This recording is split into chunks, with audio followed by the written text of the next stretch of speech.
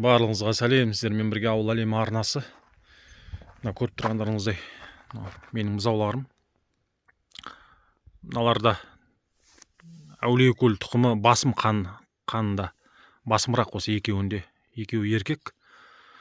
Жалпы осы әулиекөлдің байқағаным, тәбеті мықтырақ болады екен басқа асыл тұқымды емес малдарға қарағанда. Себебі өзімнің бұзауларымнан білем, қарың жарылайын деп тұр.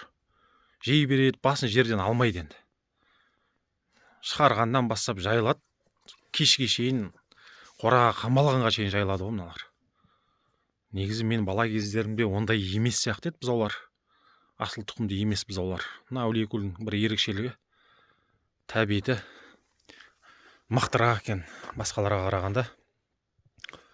Ақбасты білмедім енді, бұл жалпы әулиекөл ақбас, ангустың қандары бар ғой, бәрін біріктіріп жаңағыдай осындай әулиекөл тұқымын шығарған екен. Және де жалқаулау болып келеді екен. Кері бездеу. Бұзаулар, біздің бұзаулар жуас, ұстата береді. Әкем жалпы жуас ұстайды бұзауларды. Жақсы ғой жуас болған мал. Қарындарын қарасаңыздар, жарылайын деп тұр мына бұзау, әсіресе мынау.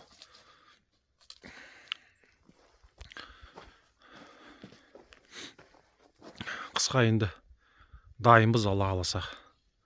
Шөптің бәрі алынды. Мыналарды міне болашақ бұқа қылуға болады енді. Осы екеуін әсіресе.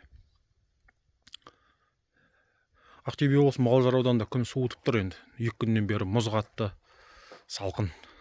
Бүгін жақсарды. 1 қазан 2025 жыл бүгін. Бүгін күн жылды.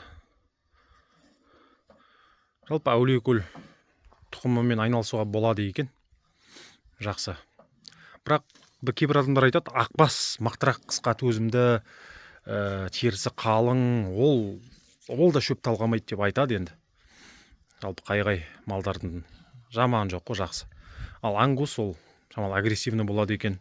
Мен өз басым көрген жоқпын ұстап, бірақ еститінім ангус агрессивный болады. Сәл байқап бармасаң деп айтатын еді. Мыналар ондай емес әулиекөлдер.